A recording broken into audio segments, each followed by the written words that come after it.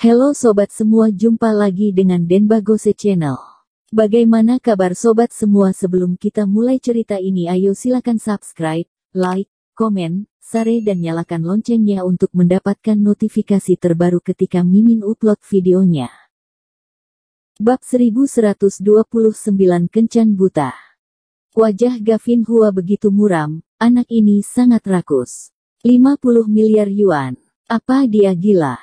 Di seluruh China, berapa banyak orang kaya yang bisa mendapatkan uang tunai 50 miliar yuan? Bahkan keluarga super seperti keluarga Hua tidak dapat dengan mudah menghasilkan uang tunai miliaran, apalagi puluhan miliar. Thomas Qin ini tidak berniat berdamai sama sekali. Ayah, yang bermarga Qin terlalu sombong, atau kita memikirkan hal lain, kita singkirkan dia. Gavin Hua mengerutkan kening. Jika semudah itu, maka yang bermarga Qin pasti sudah lama mati. Keluarga Su dan keluarga Qi pasti sudah menyerang Thomas Qin sejak dulu. Pasti anak ini terlalu sulit untuk dihadapi, kalau tidak, dengan mengandalkan kekuatan dari keluarga Su dan keluarga Qi, Thomas Qin pasti sudah terbunuh sejak lama. Apa yang harus dilakukan? Apakah mungkin memberinya 50 miliar yuan? Gavin Hua mendengus dingin. 50 miliar yuan tidak mungkin, bahkan jika itu 5 miliar yuan, dia juga tidak akan memberikannya. Jika Thomas Qin membuka mulut minta puluhan juta yuan itu mungkin saja, tetapi beberapa ratus juta yuan, itu sama sekali tidak mungkin. Beri dia uang. Biarkan dia bermimpi, aku ingin melihat, badai macam apa yang bisa dibuat oleh bocah tengik itu. Aku tidak percaya dia bisa sekuat itu, bisa menghancurkan 3 keluarga besar sendirian. Thomas Qin meninggalkan Dio Hua dan Garneta Li. Kedua orang lumpuh itu berbaring di halaman. Thomas Qin mengambil video dan kembali ke mobil. Kembali ke rumah Suan Ma, aku menunjukkan video itu kepada Suan Ma dan putranya. Gedi terus menepuk pahanya dengan sukacita. Melepaskan kedongkolan. Sepasang anjing ini pantas berakhir seperti ini. Suan Ma dan putranya sangat cemas. Thomas, apa yang akan terjadi padamu yang menyerang keluarga Hua seperti ini? Kekuatan keluarga Hua tidaklah sepele, meskipun Thomas Qin adalah seorang dokter yang terkenal, bagaimana mungkin dokter bisa melawan kekuasaan? Thomas Qin berkata, jangan khawatir, hanya keluarga Hua, aku tidak menganggapnya. Suan Ma mengangguk, Thomas lebih hebat dari kita. Seharusnya tahu apa yang harus dilakukan.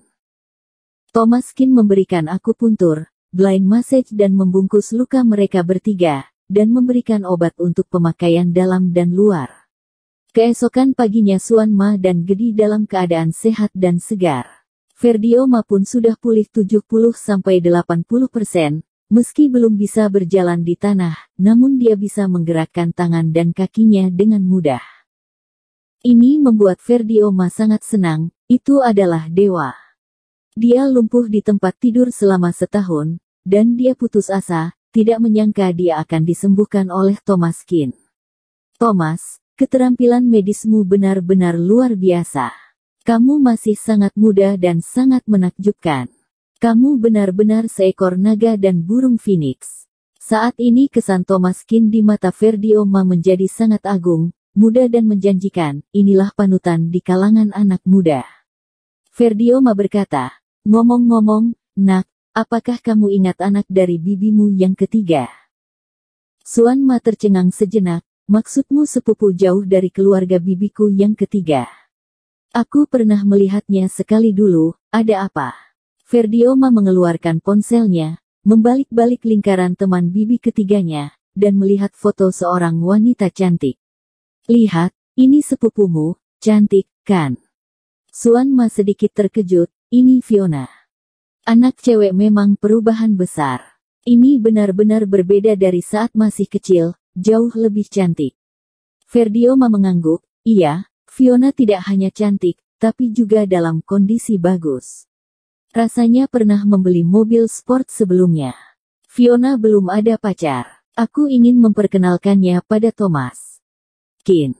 Mendengar ini, Thomas Qin terkejut, sedikit tidak bisa berkata-kata. Paman Ferdio, kamu tidak perlu mengkhawatirkan aku. Ferdioma menggelengkan kepalanya, tidak apa-apa, kamu adalah penyelamat paman.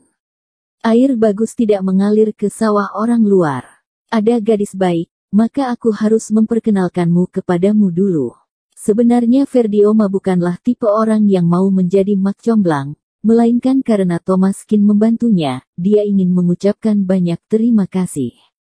Dan kebetulan dia mengira Fiona ini memiliki kondisi yang sangat baik. Cantik dan kaya, jika dia tidak memperkenalkannya kepada Thomaskin, dia selalu merasa itu terlalu disesalkan. Keduanya sangat cocok. Thomaskin tidak bisa berkata-kata, baru saja akan berbicara, kata Suan Ma langsung. Thomas, kamu jangan menolak, tidak peduli apakah berhasil atau tidak, perlu untuk melihatnya, anggap saja demi harga diri ayahku. Masalah harga diri sudah diungkit, Thomaskin tidak punya pilihan selain bertemu. Suan, aku bisa dulu bilang ya, aku hanya bertemu, tapi aku tidak bilang akan jadian. Suan Ma tersenyum, jangan khawatir, kamu pasti akan menyukainya. Suan Ma cukup percaya diri pada sepupu jauhnya, dia terlihat jauh lebih cantik daripada saat dia masih kecil. Dan dengan Thomaskin bagaikan pria berbakat dengan gadis cantik, pasangan yang ditakdirkan oleh surga. Bahkan jika gagal pada akhirnya, ada baiknya berteman. Thomaskin tidak berdaya. Suan Ma dan ayahnya terlalu antusias. Mereka mungkin berpikir tidak ada imbalan untuk bantuan pada mereka begitu banyak. Jika pasangan ini bisa menikah, itu akan menjadi yang terbaik.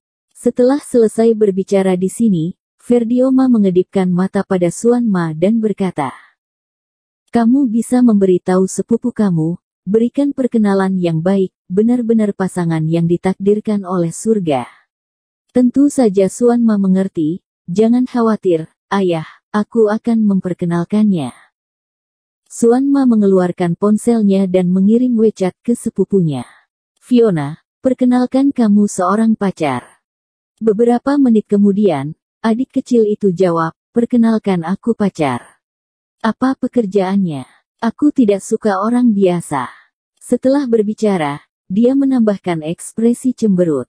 Suan Ma terkejut, dan berkata bahwa gadis ini sekarang benar-benar realistis, tetapi itu juga normal. Untungnya Thomaskin dalam kondisi baik, Fiona ini pasti akan menyukainya. Jangan khawatir, temanku. Thomaskin, tuan muda dari keluarga Qin, keluarga besar, muda dan tampan, dan kondisinya bagus. Ayo bertemu dulu. Fiona menjawab, masih lumayan, kalau begitu coba ketemu, buat janji, biarkan dia menungguku. Setelah itu, Fiona mengirimkan lokasi. Suan Ma melihat bahwa ini adalah restoran Michelin dan konsumsinya tidak sedikit. Tapi Thomaskin punya uang, jadi dia seharusnya tidak peduli. Dia bisa memberi orang 100 juta yuan sesuka hati, apakah dia akan kekurangan uang untuk makan?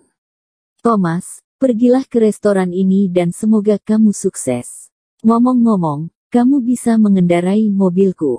Suan Ma melempar kunci mobil ke Thomaskin. Awalnya mobil yang dibeli Thomaskin, dan normal untuk mengendarainya. Thomaskin tidak munafik, mengemudi secara alami lebih baik daripada naik taksi. Melirik lokasi restoran dan langsung berangkat.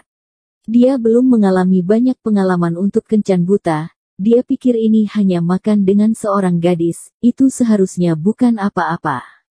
Setelah masuk ke dalam mobil, langsung meluncur ke restoran Michelin, begitu mobil memasuki pintu restoran langsung menarik perhatian penonton. Lagi pula, itu adalah Rolls-Royce culinan. Masih sangat eye-catching saat di jalanan. Pria, wanita dan anak-anak semua suka melihat mobil keren ini. Fiona Han kebetulan sedang duduk di sebelah jendela saat ini. Dia tiba di posisi yang telah ditentukan dan menunggu lebih awal, ingin melihat kondisi tuan muda yang kaya ini. Melihat mobil ini, Fiona Han sangat terkejut.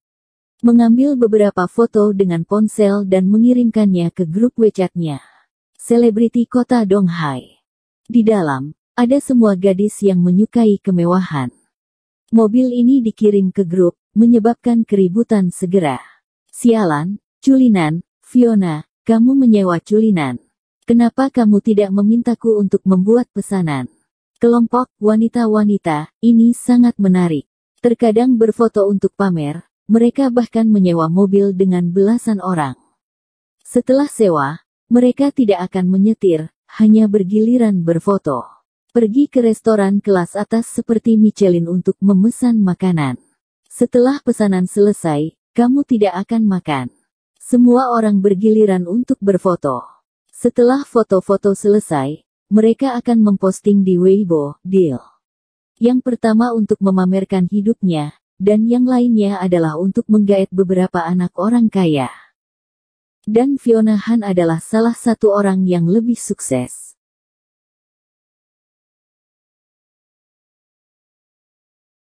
Bersambung. Terima kasih kepada kalian yang telah menonton video ini. Jangan lupa tekan tombol subscribe-nya dan nyalakan notifikasinya untuk mendapatkan video-video seru lainnya dari channel Denbagose.